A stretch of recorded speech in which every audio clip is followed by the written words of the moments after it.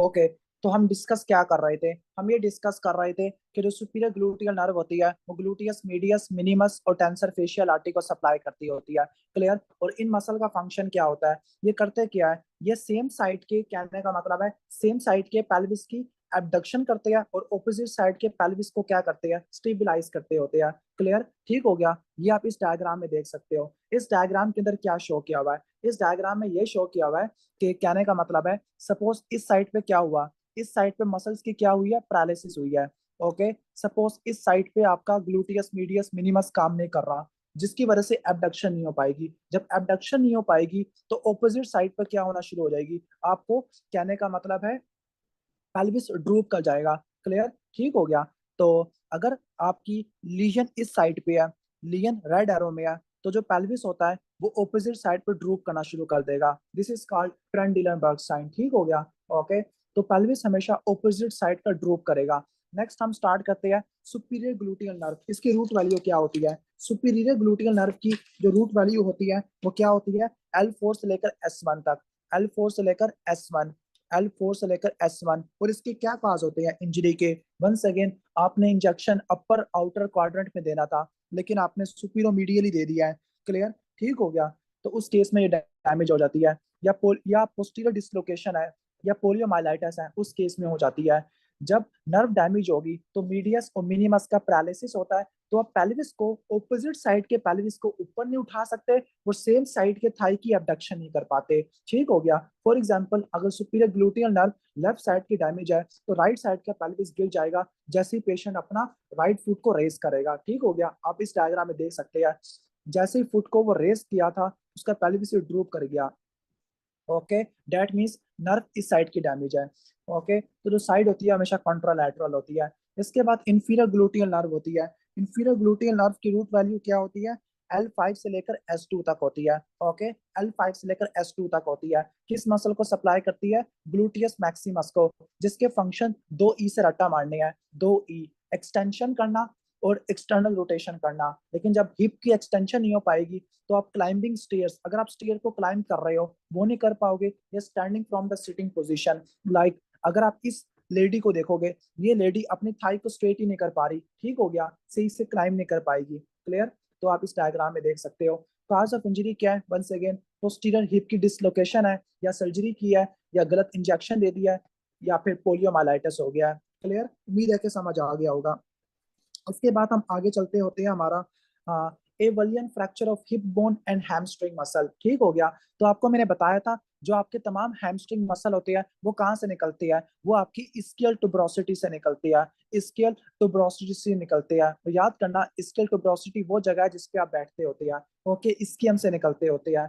तो एवलियन फ्रैक्चर का क्या मतलब है? एवलियन फ्रैक्चर का मतलब है कि आपने हैमस्ट्रिंग मसल को ज्यादा स्ट्रेच कर दिया। ओके, हैमस्ट्रिंग मसल को ज्यादा स्ट्रेच कर दिया।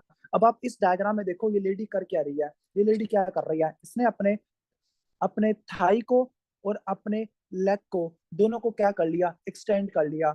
जब उसने एट अ टाइम लेग की भी एक्सटेंशन कर ली, थाई की भी एक्सटेंशन कर ली, बेचारे आपके जो हैमस्ट्रिंग थे वो तो स्केल टुब्रोसिटी से नी ज्वाइंट तक जा रहे थे। ओके, वो इतने ज्यादा लंबे हो जाएंगे कि उनका एवलियन फ्रैक्चर हो जाएगा। ओके, एवलियन का मतलब है कि जो मसल है, मसल के जो टेंडन है वो बोन से हट जाएंगे। क्लियर? तो ये इंपॉर्टेंट कॉन्सेप्ट आपको दे दिया है। तो एवलियन फ्रैक्चर कब होता है? जब आप एक्सट्रीम थाई की एक्सटेंशन और लेग की एक्सटेंशन एट अ टाइम कर लेते होते हैं, और उसकी वजह से जो हैमस्ट्रिंग का टेंडन है वो स्केल टुब्रोसिटी से लादा हो जाएगा। जो हैमस्ट्रिंग मसल होते हैं वो तीन होते हैं: बाइसेप्स फीमोरस, सेमी टेंडिनियस, सेमी मेम्ब्रेनस। अब उसके लिए, अब उनका फंक्शन क्या है? अभी चूंकि पीछे है हिप के तो ये एक्सटेंशन कराएंगे, और चूंकि ये नी के पीछे है तो ये फ्लेक्शन कराते हैं। नर्व सप्लाई कौन सी होती है? टिबियल नर्व होती है। लेकिन जो शॉर्ट हेड ऑफ बाइसेप्स फीमोरस है वो कॉमन पेरोनियल नर्व से सप्लाई लेता होता है। उम्मीद है कि समझ आ गया होगा। इसके बाद जो सेमी मेम्ब्रेनस होता है वो कहाँ पे इंसर्ट होता है? Capsule around the knee joint. ठीक हो गया? ओके, और यहाँ पर तीन मसल आपके पेस एंसारिनस में इंसर्ट होते हैं। पेस एंसारिनस क्या होता है? एक रस्सी का गुच्छा होता है। पेस एंसारिनस में तीन मसल कौन कौन से होते हैं? सार्टोरियस होता है, ओके, इडक्टर लॉन्गस होता है, और आपका सेमी टेंडिनियस होता है। ओके, सेमी टेंडिनियस होता है। इनको बोलते हैं पेस एंसारिनस। ठीक हो गया? क्लियर? तो ऑलमोस्ट बेसिक कॉन्सेप्ट हो गया हमारा। तो इसके बाद हम नीचे आ जाते हैं फीमोरल शीथ के बारे में। Okay, femoral sheath and femoral hernia. Okay, तो यहाँ पर अगर आप डायग्राम में देखोगे, दिस इज द कहने का मतलब है ये एंटीरियर सुपीरियर इलियक स्पाइन है, ये आपका प्यूबिक ट्यूबरकल होगा, प्यूबिक ट्यूबरकल होगा। ओके, और ये जो पूरा लिगामेंट जा रहा है ये इंग्वाइनल लिगामेंट होता है। Inguinal ligament anterior superior iliac spine से होता हुआ प्यूबिक ट्यूबरकल पे जाता होता है। ठीक है, इसके नीचे से, असल में ना इसके नीचे से एक केनाल पास करती है, this is called femoral canal. अब फीमोरल केनाल में 3 कंपार्टमेंट होते हैं। ओके, सबसे पहले एक निमोनिक रट्टा मारना है, VAN। ओके, जो वेन होती है वो सबसे मीडियल पड़ी हुई होती है, वेन मीडियल पड़ी होती है। फिर आती है आर्टरी, और आर्टरी से लैटरली क्या पड़ा होता है, फीमोरल नर्व। तो एक रिलेशनशिप होता है VAN, फीमोरल वेन मीडियल पड़ी होती है। ओके, फिर आपका फेमोरल आर्टरी आती है, फिर आपकी फीमोरल नर्व आती है। फीमोरल वेन से भी लैटरली आपका क्या पड़ा होता है, सॉरी मीडियली क्या पड़ा होता है, वो है फीमोरल केनाल। ओके, ये पड़ी है फीमोरल केनाल, और फीमोरल केनाल की ओपनिंग को बोलते हैं फीमोरल रिंग। ठीक हो गया। अब यहाँ पे सबसे इंपॉर्टेंट चीज क्या है, वो है फीमोरल रिंग। जो फीमोरल रिंग होती है ये फीमोरल केनाल की ओपनिंग होती है, और फीमोरल रिंग के थ्रू कोई विसरा हमारे फीमोरल केनाल के अंदर एंटर हो गया, this is called femoral hernia. And femoral hernia is the most common hernia in females. Okay, femoral hernia females में देखने को मिलता होता है। क्लियर, ठीक हो गया। तो ये बेसिक कॉन्सेप्ट आ जाता है। ओके, तो यहाँ पर एक कॉन्सेप्ट को एक्सप्लेन करता है कि जो फीमोरल शीथ होती है वो कैसे बनती है, फेशिया ट्रांसवर्सालिस से और इलियाकस फेशिया से। फेशिया ट्रांसवर्सालिस से और इलियाकस फेशिया से, इन दोनों फेशिया के मिलने से क्या बनती है, फीमोरल शीथ बनती होती है। 3 कंपार्टमेंट में डिवाइड करती है, और जिसमें मैंने चीजें बताया था, सबसे मीडियल फीमोरल केनाल, फिर फीमोरल वेन, फिर फीमोरल आर्टरी, और सबसे लैटरल मोस्ट क्या होता है, फीमोरल नर्व आ जाती है। क्लियर, तो ये बेसिक कॉन्सेप्ट आता है। और फीमोरल रिंग के थ्रू फीमोरल केनाल में हर्निया होना, this is called femoral hernia. तो फीमोरल हर्निया किस ओपनिंग के थ्रू होता है, through the femoral ring. Femoral ring के थ्रू फीमोरल केनाल में हर्निया होना, this is called femoral hernia. अगर आपसे सवाल पूछे हर्निया की डेफिनेशन क्या होती है, हर्निया क्या होती है, hernia is a protrusion of a viscus और a part of a viscus. कोई विस्कस या विसरा या उस विसरा का कोई पार्ट, ओके, हर्निएट कर गया है। ओके, प्रोट्रियन ऑफ विस्कस, वो भी एबनॉर्मल प्रोट्रियन होती है, abnormal protrusion of a viscus और a part of a viscus. Okay, okay, through a weak, okay, opening, okay, in the wall of its cavity, यानी उसी कैविटी की दीवार में से, सुराख में से ये आपका विसरा हर्निएट कर जाता होता है। अब फेमरल हर्निया, ओके, ये आपका फेमरल किनाल में एंटर होता है थ्रू द फीमोरल रिंग, और ये एक स्वेलिंग बनाता होता है जो कि प्यूबिक ट्यूबरकल से इंफीरोलैटरल होती है। रट्टा मार लेना, मेल्स में इंग्वानल हर्निया होता है, जो इंग्वानल हर्निया होता है, ओके, इंग्वानल हर्निया की जो स्वेलिंग होती है वो प्यूबिक ट्यूबरकल से सुपीरोमीडियल होती है, लेकिन फीमोरल हर्निया की इंफीरोलैटरल आपको देखने को मिलती है।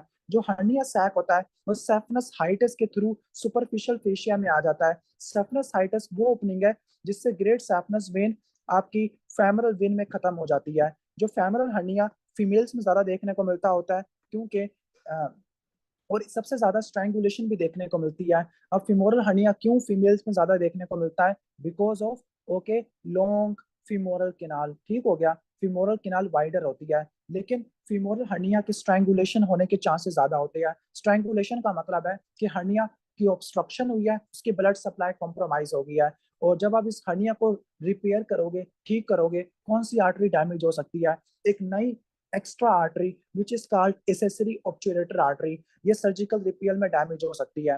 क्लियर, इसके बाद हम चलते हैं rupture of Achilles tendon and triceps surae muscle. Okay, तो जो एक्यूलीज टेंडन होता है, ये एक्यूलीज टेंडन है जिसको टेंडन ऑफ प्लांटारिस पे कहते होते हैं। इस पे आपके गैस्ट्रोकनीमियस, सोलियस और प्लांटारिस मसल ये जाके इंसर्ट होते होते हैं। अगर कैल्केनियल टेंडन या जिसको एक्यूलीज टेंडन है उसका एवलियन हो जाए, ओके, मतलब ये टेंडन अपनी हड्डी से हट गया, ये टेंडन कहाँ पे अटैच होता है, कैल्केनियम पे अटैच होता है, लेकिन अगर ये उससे हट गया, एवलियन हो गया, तो उसकी वजह से आपका triceps surae muscle, triceps Suri का मतलब क्या है, गैस्ट्रोकनीमियस की 2 बैली होती है और सोलियस होता है। 2 बैली आपकी गैस्ट्रोकनीमियस की होती है और एक बैली सोलियस की होती है, इसको बोलते हैं ट्राइसेप्स सूरी। ये मसल अपने काम नहीं कर पाएंगे। जब ये मसल काम नहीं कर पाएंगे तो फुट की प्लांटर फ्लेक्शन नहीं हो पाएगी। तो ट्राइसेप सूरी के पार्ट बता दिया है। इसके बाद एक और छोटा सा मसल है, वो है प्लांटारिस। ओके, जो नी टेंडन और प्लांटारिस वो एक अलग चीज है, कैल्केनियल टेंडन अलग चीज है।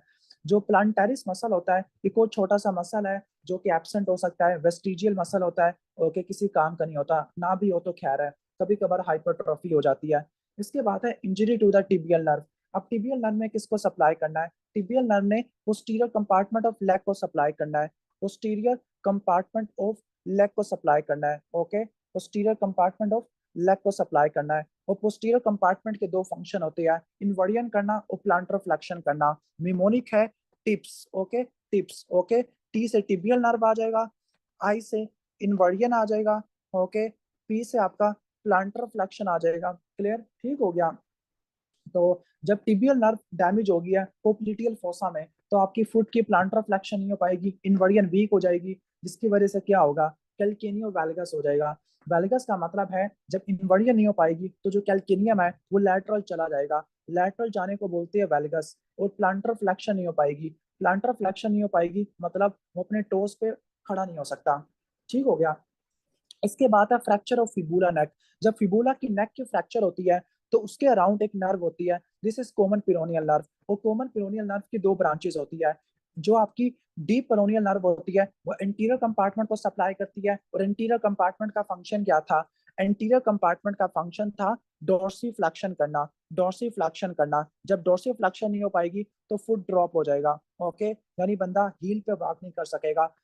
लैटरल कंपार्टमेंट के लिए कौन सी थी? सुपरफिशियल पेरोनियल थी। जब वो डैमेज होगी तो इवर्डिया नहीं हो पाएगी, बंदे का फुट ड्रॉप हो जाएगा। ओके, उसका फुट ही नहीं उठेगा। ठीक हो गया। लाइक वो टो वॉकिंग कर सकता है लेकिन हील पे वॉक नहीं कर सकता। ऑलमोस्ट ये हमारा फिनिश हो गया है। क्लियर? ठीक हो गया। तो हम इसको रखते हैं। अब बारी है फर्स्ट एड की। लेट्स रिवाइज फर्स्ट एड जल्दी जल्दी। ठीक हो गया। तो फर्स्ट एड को रिवाइज करते हैं। तो एक्शन ऑफ हिप मसल। अब हिप मसल के क्या क्या एक्शंस होते हैं, लेट्स रिवाइज। तो जो हिप के जो एबडक्टर्स होते हैं वो कौन होते हैं? हिप के जो एबडक्टर्स होते हैं वो ग्लूटियस मीडियस और मिनिमस होते हैं। और इनके लिए नर्व कौन सी थी? इनके लिए नर्व कौन सी थी? Superior gluteal nerve.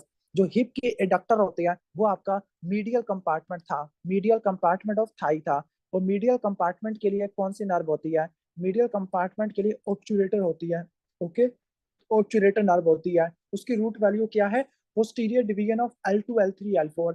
जबकि gluteus medius minimus tensor facial artery उनके लिए सुपीरियर ग्लूटियल नर्व है। सुपीरियर ग्लूटियल नर्व जिसकी रूट वैल्यू क्या थी? L4 से S1 थी। इसके बाद एक्सटेंसर है। एक्सटेंसर कौन से होते हैं? पावरफुल एक्सटेंसर ग्लूटियस मैक्सिमस है। और बाकी आपके ये हैमस्ट्रिंग्स होते हैं। हैमस्ट्रिंग्स होते हैं। जो मैक्सिमस की नर्व सप्लाई थी वो इंफीरियर ग्लूटियल नर्व थी। जबकि बाकी सब की कौन सी होती है? बाकी सबस के लिए आपकी टिबियल नर्व थी। ओके, जो फ्लेक्सर होती है वो इलियोप्सवास होती है। रेक्टस फिमोरस यानी एंटीरियर कंपार्टमेंट ऑफ थाई था, जिसके लिए फिमोरल नर्व थी। और फिमोरल नर्व की रूट वैल्यू क्या है? Anterior division of L2 L3 L4। जो इंटरनल रोटेशन थी वो आपकी एबडक्शन वाले थे मसल के, gluteus medius minimus tensor facial artery. ठीक हो गया। ओके, तो ये आपका बेसिक कॉन्सेप्ट आ जाएगा। और जो एक्सटर्नल रोटेशन है वो ग्लूटियस मैक्सिमस पिरिफॉर्मिस ऑब्चुरेटर एक्सटर्नस इंटरनस ये आ जाते होते हैं। इसके बाद नी एग्जामिनेशन स्टार्ट करते हैं। जो एंटीरियर क्रूशिएट लिगामेंट होता है, ये एंटीरियर क्रूशिएट लिगामेंट है। ये किसको किससे अटैच करता है? लैटरल कोंडाइल को जोड़ता है किसके साथ? एंटीरियर टिबिया के साथ। वो टिबिया को आगे नहीं जाने देता, फीमर को पीछे नहीं जाने देता। जबकि posterior collateral ligament medial condyle से पोस्टीरियर टिबिया में अटैच है। और ये क्या करता है? ये टिबिया को पीछे नहीं जाने देता या फीमर को आगे नहीं आने देता। एंटीरियर ड्रार साइन का क्या मतलब है? एंटीरियर क्रूशिएट लिगामेंट का जब टीयर होता है तो टिबिया आगे की तरफ चली जाती है एज कंपेयर टू फीमर। अगर आप 90 डिग्री के एंगल पे एग्जामिन कर रहे हो तो उसको बोलते हैं एंटीरियर ड्रार साइन, या 30 पे कर रहे हो तो उसको बोलते हैं लेचमैन टेस्ट। इसके बाद है पोस्टीरियर ड्रार साइन। इसमें आप नी को जब बेंड करोगे 90 डिग्री के एंगल पर तो वो पीछे चली जाती है, पोस्टीरियर क्रूशिएट लिगामेंट की इंजरी है। वेलिगस, वेलिगस का क्या मतलब है? कोई चीज लैटरल हो गई है या एबडक्शन हो गई है उसकी। ओके, तो वेलगस स्ट्रेस टेस्ट, इसमें क्या होता है, एबनॉर्मल पैसिव एबडक्शन होती है। मतलब क्या होगा, जब आप 30 डिग्री पर नी को स्ट्रेट करोगे तो जो नी है वो लैटरल चला जाएगा। क्यों? मीडियल कोलैटरल लिगामेंट डैमेज है। जब मीडियल कोलैटरल लिगामेंट डैमेज होता है तो मीडियल मेनिस्कस भी डैमेज हो जाता है। मीडियल मेनिस्कस भी डैमेज हो जाता है। क्लियर? इसके बाद है वायरस टेस्ट। वायरस का मतलब है कोई चीज मीडियल चली गई है या फिर एडक्शन हो गई है, उसकी एडक्शन हो गई है। तो एबनॉर्मल पैसिव एडक्शन को वायरस टेस्ट कहते हैं। जब आप 30 डिग्री पर नी को स्ट्रेट करोगे तो नी मीडियली चला जाएगा लैटरल कोलैटरल लिगामेंट की वजह से। इसके बाद है मैकमोरी टेस्ट। मैकमोरी टेस्ट मेनिस्कस के लिए होता है। ओके, अगर आप इस डायग्राम में देखोगे मेनिस्कस क्या होते हैं। ओके, ये तो मीडियल कोलैटरल लिगामेंट है, ये मेनिस्कस है। ओके, मेनिस्कस क्या होते हैं? फाइब्रो कार्टिलेज के कैप्स होती है जो कि आर्टिकुलर सर्फेस को कवर करती होती है। क्लियर? ठीक हो गया। अगर आपको इंटरनल रोटेशन पर पेन मिल रहा है, वो पोपिंग है। पोपिंग का मतलब है कड़क्का निकल रहा है, तो इसका मतलब है लैटरल मेनिस्कस का टेयर हो गया है। ठीक हो गया। और अगर पेन पोपिंग हो रही है एक्सटर्नल रोटेशन पे और वैल्गस पे तो मीडियल मेनिस्कस का टेयर हो गया है। ठीक हो गया। तो ये बेसिक कॉन्सेप्ट एक्सप्लेन कर दिया है। इसके बाद चलते हैं लोअर लिम्स की नर्व्स पर। कुछ नर्व्स इजाफी है, थोड़ा उनको ध्यान से पढ़ेंगे। ओके, लोअर लिम्स के लिए दो प्लेक्सस बताए थे, एक लंबर प्लेक्सस था और दूसरा आपका लंबो सैक्रल प्लेक्सस था। लंबो सैक्रल प्लेक्सस था। जो लंबर प्लेक्सस था उसकी root value L2, L3, L4 है। लंबो सैक्रल में L4, L5, S1, S2, S3 तक चले जाते होते हैं। क्लियर? सबसे पहला है इलियो हाइपोगैस्ट्रिक। ओके, इसके नाम पे फोकस करना है, इलियो हाइपोगैस्ट्रिक। ओके, T12 से लेकर L1 से निकलती है इलियो हाइपोगैस्ट्रिक। तो इसने हाइपोगैस्ट्रिक रीजन को सप्लाई करना है जिसको सुप्रा प्यूबिक रीजन कहते हैं। तो ये सेंसरी होती है सुप्रा प्यूबिक रीजन पे, और मोटर कौन सी होती है, इसने किसको सप्लाई करना है, इलियो। इलियो से आपने रट्टा मारना है IT। Okay, IT। आई से इंटरनल ओब्लिक, टी से ट्रांसवर्सस एब्डोमिनस। ठीक हो गया। क्लियर? अभी नर्व कब डैमेज होती है? जब एब्डोमिनल सर्जरी होती है। जब कौन सी सर्जरी होगी? एब्डोमिनल सर्जरी होगी। खास तौर पर अगर आप हर्निया के लिए क्या कर रहे हो, हर्नियोरैफी कर रहे हैं। अगर आपसे पूछे हर्नियोरैफी कर रहे हैं, हर्निया को रिपेयर कर रहे हैं, तो कौन सी नर्व डैमेज होगी? कौन सा हर्निया रिपेयर कर रहे हैं? इंग्वानल हर्निया, तो कौन सी नर्व डैमेज होगी? इलियो हाइपोगैस्ट्रिक नर्व डैमेज होगी। ओके, जब ये नर्व डैमेज होगी तो आपको सुप्रा प्यूबिक पेन मिलेगा, इंग्वानल रीजन में पेन मिलेगा। इसके बाद है जेनिटोफिमोरल, L1, L2। अब देखो नाम पे फोकस करो, जेनिटोफिमोरल मतलब इसने जेनिटिलिया को सप्लाई करना है, स्क्रोटम या लेबिया मजूरा को। और फीमोरल मीडियल थाई को सप्लाई करना है, मीडियल थाई को सप्लाई करना है। क्लियर? ठीक हो गया। मीडियल थाई को सप्लाई करना है। अगर मैं मीडियल थाई के दो पोर्शन करता हूँ, मीडियल थाई, मीडियल थाई का अपर हाफ और लोअर हाफ, अपर हाफ और लोअर हाफ। जो अपर हाफ होता है उसके लिए सेंसरी कौन सी होती है? Genito femoral nerve. और जो आपका लोअर हाफ है उसके लिए कौन सी होती है? ऑब्चुरेटर नर्व होती है, ऑब्चुरेटर नर्व होती है। तो ये आपने रट्टा मार लेना है। कौन सी सर्जरी में डैमेज होगी? अगर आप हर्निया के लिए लैप्रोस्कोपिक सर्जरी कर रहे हैं तो जेनिटोफिमोरल होती है, क्रीमास्टिक नर्व, क्रीमास्टिक मसल को भी सप्लाई करती है। और इसके लिए आप एक रिफ्लेक्स चेक करते हैं, वो है क्रीमास्टिक रिफ्लेक्स। कि जैसे ही आप मीडियल साइड ऑफ थाई को स्ट्रोक करोगे, टैप करोगे, तो जो क्रीमास्टर मसल एक्टिवेट होगा। जब ये मसल एक्टिवेट होगा तो ये टेस्टिस को एलिवेट कर लेगा। ओके, खास तौर पर सर्दियों के अंदर जब ये नर्व डैमेज हो जाएगी तो क्या होगा? अपर मीडियल थाई पर सेंसरी लॉस होगा, एंटीरियर थाई पे भी सेंसरी लॉस आपको देखने को मिलेगा, खास तौर पर lateral part of femoral triangle पर। तो क्रीमास्टिक रिफ्लेक्स एब्सेंट होगा। जो क्रीमास्टिक रिफ्लेक्स होता है ये आपका सुपरफिशियल रिफ्लेक्स होता है। सुपरफिशियल रिफ्लेक्स में आपका क्रीमास्टिक आता है, एब्डोमिनल रिफ्लेक्स आते हैं, और आपका बबिंस्की आ जाएगा, बबिंस्की आ जाएगा। क्लियर? तो ये बेसिक कॉन्सेप्ट है। इसके बाद है लैटरल फीमोरल क्यूटेनियस नर्व। इसका नाम पे फोकस करो, लैटरल फीमोरल। इसने किसको सप्लाई करना है? एंटीरो लैटरल थाई को सप्लाई करना है।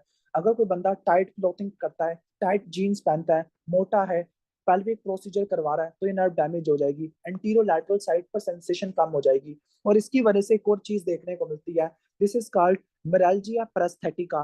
मिराल्जिया पैरास्थेटिका का क्या मतलब होता है? कोई पेशेंट अगर टाइट क्लोथिंग करता है, टाइट क्लोथिंग करता है तो ये नर्व कंप्रेस हो जाएगी, लैटरल फीमोरल क्यूटेनियस नर्व। जब ये नर्व कंप्रेस हो जाएगी तो उसकी वजह से क्या होगा? जब ये नर्व कंप्रेस होगी, नर्व के कंप्रेशन की वजह से क्या होगा? या तो आपको टिंगलिंग सेंसेशन मिलेगी कि पिंस एंड नीडल, सुइयां चुभ रही है, या फिर आपको सेंसरी सेंसेशन आनी बंद हो जाएगी, सुन हो जाएगा, या आपको बर्निंग पेन मिलेगा। टिंगलिंग, नंबनेस या burning pain anterior lateral thigh में होना अगर आप टाइट क्लॉथिंग करते हैं, this is called meralgia paresthetica, lateral femoral cutaneous nerve की कंप्रेशन की वजह से होता है। क्लियर।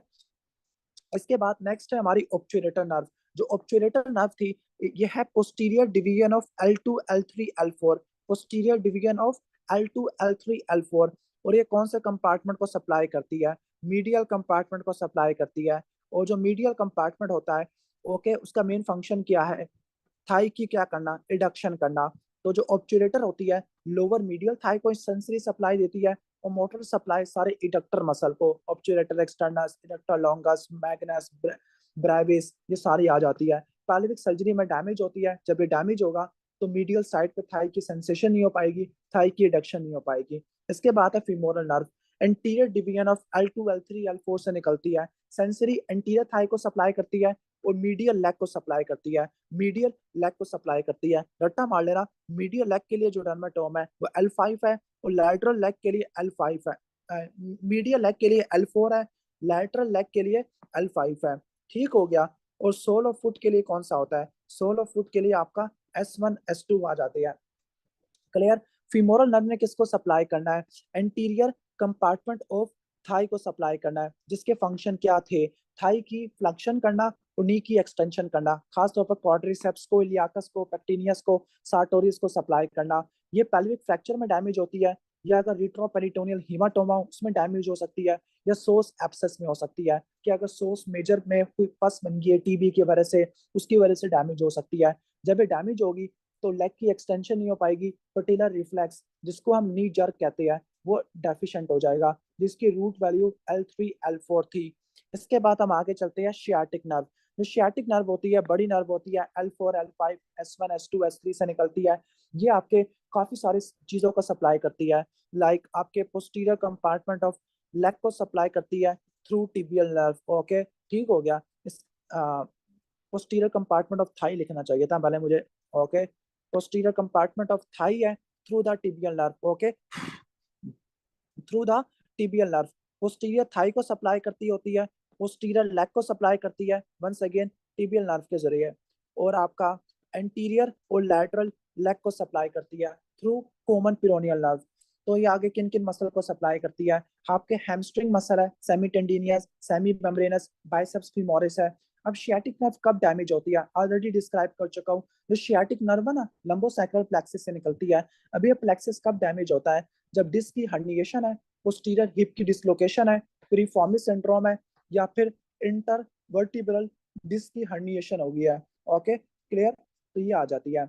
शियाटिक नर्व की दो ब्रांचेस होती है, कॉमन पिनोनियल और टिबियल नर्व। ओके, तो जो कॉमन पिरोनियल होती है L4 L5 S1 S2 से निकलती है। दो ब्रांचेस होती है, सुपरफिशियल पिरोनियल और डीप पिरोनियल।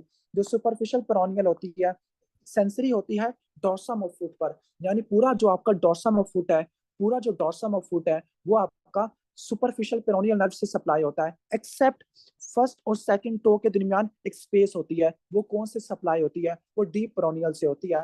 तो जो डीप पेरोनियल होती है, ये बिग टो और सेकंड टो उसके दरमियान में जो स्पेस होती है सिर्फ उसी जगह को सप्लाई करती है, जबकि डॉर्सम ऑफ फुट के लिए सुपरफिशियल पेरोनियल है। इसके अलावा सुपरफिशियल पेरोनियल आपके लैटरल कंपार्टमेंट ऑफ लेग को भी सप्लाई करती है, जिसका मेन फंक्शन क्या था? ईवर्डियन था। जबकि डीप पेरोनियल आपके एंटीरियर कंपार्टमेंट ऑफ लेग को सप्लाई करती है, जिसका मेन फंक्शन क्या था? डॉर्सिफ्लेक्शन करना। क्लियर, ठीक हो गया। और कॉमन पेरोनियल नर्व कब डैमेज होती है? मोस्ट कॉमन इज नेक को फिबुला का फ्रैक्चर हो गया। क्लियर। तो बाकी यहाँ पे बताया हुआ है कि जो कॉमन पेरोनियल नर्व होती है उसका निमोनिक है dropped. Okay, common peroneal nerve lateral compartment को सप्लाई करती है जो ईवर्डियन कराते हैं, और एंटीरियर कंपार्टमेंट को सप्लाई करती है, और डॉर्सम ऑफ फुट पे सेंसरी लॉस हो जाएगा। ओके, जब कॉमन पेरोनियल नर्व डैमेज होगी तो आपका फुट ईवर्ट नहीं हो पाएगा, इन्वर्टेड हो जाएगा, डॉर्सीफ्लेक्स नहीं होगा, प्लांटर फ्लेक्स हो जाएगा। Okay, this is called foot drop, और आपका हाई स्टेपेज गेट होगा, आपको टप्पे मार मार के चलना पड़ेगा। इसके बाद है tibial nerve, L4 L5 S1 S2 S3। Okay, अब ये सेंसरी होती है सोल ऑफ फुट के लिए, मोटर आपके हैमस्ट्रिंग मसल के लिए और पोस्टीरियर कंपार्टमेंट ऑफ लेग के लिए सप्लाई करती होती है। अब इसके क्या काज होते हैं? प्रोक्सिमल जो लीजन होती है वो बेकर सिस्ट की वजह से होती है। बेकर सिस्ट क्या होती है? पोप्लिटियल फोसा में कोई सिस्ट बनती है, पोप्लिटियल फोसा में सिस्ट बनती है, और पोप्लिटियल फोसा के अंदर ही टिबियल नर्व होती है। टिबियल नर्व पोप्लिटियल फोसा में होती है। अगर पोप्लिटियल फोसा में कुछ सिस्ट बनी है तो वो सिस्ट को बोलते हैं बेकर सिस्ट, और वो कंप्रेस कर देती है। या डिस्टल लीजन हो सकती है टार्सल टनल सिंड्रोम, जिस तरह अपर लिम्ब में था कार्पल टनल सिंड्रोम जो मीडियन नर्व को कंप्रेस करता है। Tarsal tunnel syndrome tibial nerve को कंप्रेस करता है। टिबियल नर्व का निमोनिक है टिप, ओके, यानी इन्वर्जन करती है, प्लांटर फ्लेक्स करती है। अगर ये डैमेज होगी तो आप क्या नहीं कर पाओगे, इन्वर्जन नहीं कर पाओगे, प्लांटर फ्लेक्शन नहीं कर पाओगे। अगर प्रोक्सिमल लीजन है, फुट आपका इवर्टेड हो जाएगा और प्लांटर फ्लेक्शन नहीं हो पाएगी। क्लियर।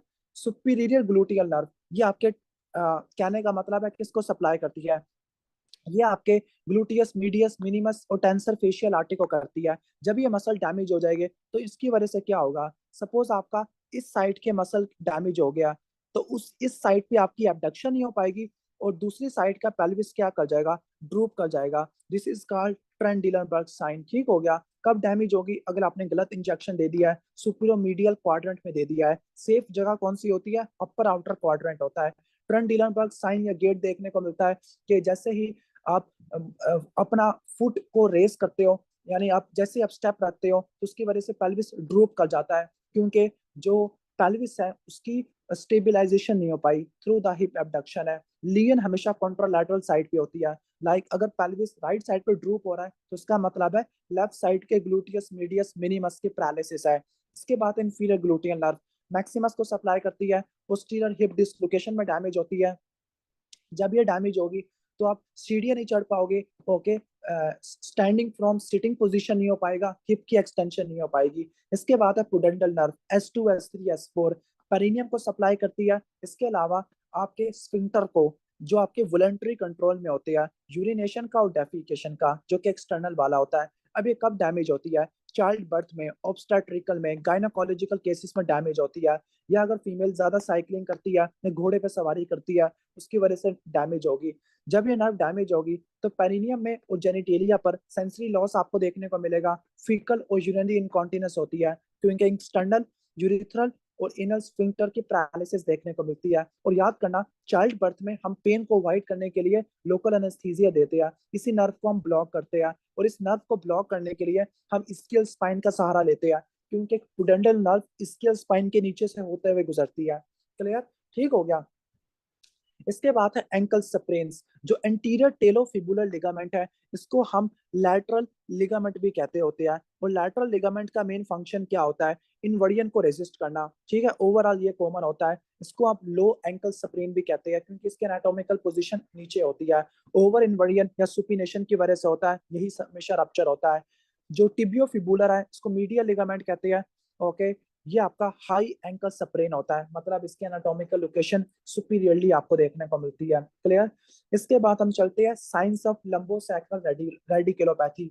ये मैं कल एक्सप्लेन कर चुका था इंटरवर्टिब्रल डिस्क के हर्निएशन में। बस जल्दी जल्दी बता देता हूँ कि सपोज क्या हुआ, आपका स्ट्रेस हुआ जिसकी वजह से एनुलस फाइब्रोसिस रप्चर हो गया है, न्यूक्लियस पल्पोसस का हर्निएशन हो गया है, और वो नर्व को कंप्रेस करेगा। जब नर्व को कंप्रेस करेगा, नर्व के 3 फंक्शन होते हैं, सेंसरी, मोटर और रिफ्लेक्स, तीनों काम हो जाएंगे। This is called radiculopathy. ठीक हो गया। और इसमें straight leg raise test positive होता है, और जो नर्व होती है वो हमेशा डिस्क से नीचे वाले पार्ट को इन्वॉल्व करती है।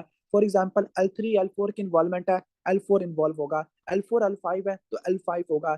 L5 S1 है तो S1 इन्वॉल्व होगा। जब L4 इन्वॉल्व होगा तो आपको सेंसरी लॉस देखने को मिलेगा। कहां पर सेंसरी लॉस देखने को मिलेगा आपको, मीडियल लेग पर। ओके, मीडियल लेग पे आपको सेंसरी लॉस देखने को मिलेगा। मीडियल लेग पे आपको सेंसरी लॉस देखने को मिलेगा। और नी की एक्सटेंशन नहीं कर पाओगे क्वाड्रिसेप्स की वजह से, रिफ्लेक्स भी गया। जब L5 डैमेज होगा, L5 सेगमेंट डैमेज होगा, लैटरल लेग पे सेंसरी लॉस होगा, डॉर्सिफ्लेक्शन नहीं कर पाओगे, लेकिन रिफ्लेक्स आपके कोई भी लॉस नहीं होगा। जब S1 डैमेज होगा तो आपका एक्लिस रिफ्लेक्स खत्म हो जाएगा, क्योंकि इसकी रूट वैल्यू S1 S2 होती है, और प्लांटर फ्लेक्शन नहीं कर पाओगे। क्लियर। इसके बाद न्यूरोवास्कुलर पेयरिंग है। न्यूरोवास्कुलर पेयरिंग का ये बताया हुआ है कि जो नॉर्मली नर्व और आर्टरी होती है अपने अपने साथ जा रही होती है, ओके, लेकिन इसके कुछ एक्सेप्शन बताई हुई है। जो लॉन्ग थोरेसिक नर्व होती है उसके साथ लैटरल थोरेसिक आर्टरी होती है, जो कि एक्सिलरी आर्टरी की ब्रांच होती है। नेक ऑफ ह्यूमरस, उस पे एक्सिलरी नर्व होती है लेकिन आर्टरी पोस्टीरियर सर्कमफ्लेक्स होती है। Shaft of humerus radial nerve होती है लेकिन आर्टरी डीप ब्रेकियल होती है। क्यूबिटल फोसा या डिस्टल ह्यूमरस मीडियन नर्व होती है लेकिन आर्टरी ब्रेकियल होती है। पोप्लिटियल फोसा में नर्व टिबियल होती है लेकिन आर्टरी पोप्लिटियल होती है। मीडियल मेलियोलस से पीछे आर्टरी टिबियल नर्व टिबियल होती है, आर्टरी पोस्टीरियर टिबियल आर्टरी होती है। क्लियर? ठीक हो गया। तो ये बेसिक कॉन्सेप्ट आ जाएगा। अभी थोड़ी फिजियोलॉजी बताई हुई है, अभी हम इसको छोड़ रहे हैं, बोन फॉर्मेशन क्या है। अब हम जल्दी जल्दी इसको समराइज कर लेते हैं। ओके, अब हम पैथोलॉजीज वगैरह स्टार्ट करते हैं। ओके, पैथोलॉजी स्टार्ट करते हैं। सबसे पहला है सोज एब्सेस। सोज एब्सेस का क्या मतलब है? एब्सेस का मतलब क्या होता है? पस की कलेक्शन, पस की collection in localise space. Okay, पस की कलेक्शन इन लोकलाइज स्पेस, इसको बोलते हैं एब्सेस। अगर एब्सेस आपके इलियोपसोआस कंपार्टमेंट में जमा हो जाए, मैंने आपको बताया था इलियाकस और सोस मेजर ये मिलके इलियोपसोआस बनाते होते हैं। अगर इस कंपार्टमेंट में पस जमा हो गई है, और यहाँ पे देखो, यहाँ पर आपको एक होल नजर आ रहा होगा मसल के अंदर, सोस मेजर के अंदर, this is called psoas abscess. ठीक हो गया। अगर कंपार्टमेंट में पस जमा हो गया है तो उसको बोलते हैं हम सोस एब्सेस। क्या काज होते हैं? नंबर वन, ये जो इन्फेक्शन आया था या जो एब्सेस कराने वाला बैक्टीरिया आया था, कौन सा बैक्टीरिया होगा? स्टेफाइलोकोकस ओरियस होगा। ओके, ठीक हो गया। स्टेफाइलोकोकस ओरियस होता है, किसी जगह पे एब्सेस होती है, स्टेफाइलोकोकस ओरियस आता है। लेकिन टीबी की वजह से भी हो सकता है। अब ये जो इन्फेक्शन है या तो ब्लड से आता है या फिर वर्टिब्रा का इन्फेक्शन है, फॉर एग्जाम्पल वर्टिब्रल ऑस्टियोमाइलाइटिस है, या ट्यूबरकुलस स्पोंडिलाइटिस है, यानी टीबी की वजह से स्पाइनल स्पाइन्स की इन्फ्लेमेशन है, या पाइलोनेफ्राइटिस है, उससे इन्फेक्शन आपका इलियोपसोआस स्पेस में आ गया और वहां पे एब्सेस बन गया है। अब किस कंडीशन में आपको देखने को मिलता है? Number one, Crohn's disease. Crohn's disease में आपका क्रॉनिक इन्फ्लेमेटरी डिजीज है, तो ये इन्फेक्शन आ सकता है। डायबिटीज में और इम्यूनो कॉम्प्रोमाइज कंडीशन में देखने को मिलता है। अब इसमें क्या होगा? इसमें आपने सबसे इंपॉर्टेंट चीज क्या है, इसमें आपको फ्लैंक पेन देखने को मिलेगा। फ्लैंक पेन नॉर्मली किडनी की वजह से होता है, लेकिन इस वजह से भी देखने को मिलेगा। दूसरा, आपको फीवर देखने को मिलेगा, high grade fever, chills, rigor मिलेगा। नंबर थ्री, आपको इंग्वाइनल मैस मिलेगा, ग्रोइन मैस आपको देखने को मिलेगा। और लास्ट में पॉजिटिव सॉस साइन है। पॉजिटिव सॉस साइन का मतलब क्या है? जब आप हिप की एक्सटेंशन करते हो, आपको लोअर एब्डोमिनल पेन देखने को मिलता है। जो सोस साइन होता है, दो कंडीशन में पॉजिटिव होता है, एक सोस एब्सेस में और दूसरा अपेंडिसाइटिस में। ठीक हो गया। जब भी सोस मेजर मसल की इरिटेशन होती है और जब भी आप हिप हिप की एक्सटेंशन कराओगे, सोस मेजर मसल एक्सटेंड होगा, स्ट्रेट होगा, और ये क्या करवा देगा? पेन करवा देगा। सीटी स्कैन या एमआरआई करा लोगे। ओके, जो कि आपकी वो होती है मेन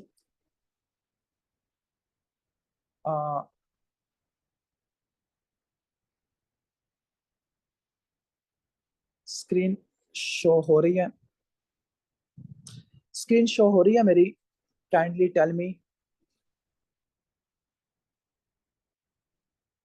ओके, सही है। ठीक हो गया, कोई ग्लिच आ गया था।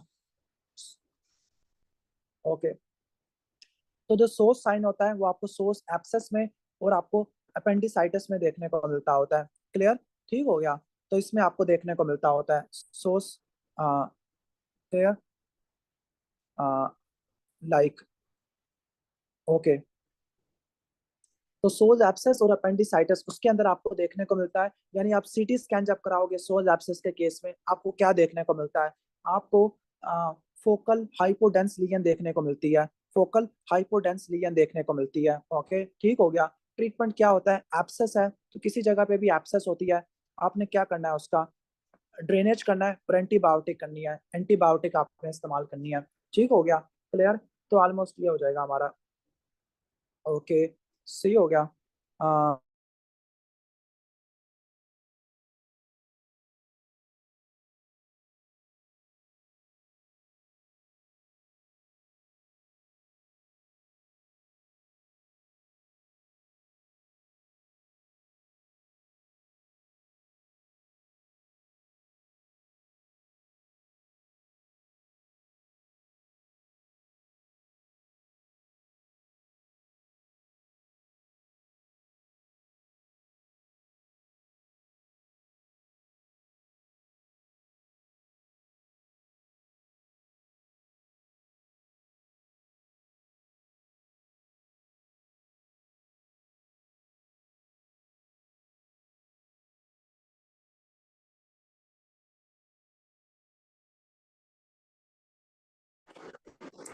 ओके, तो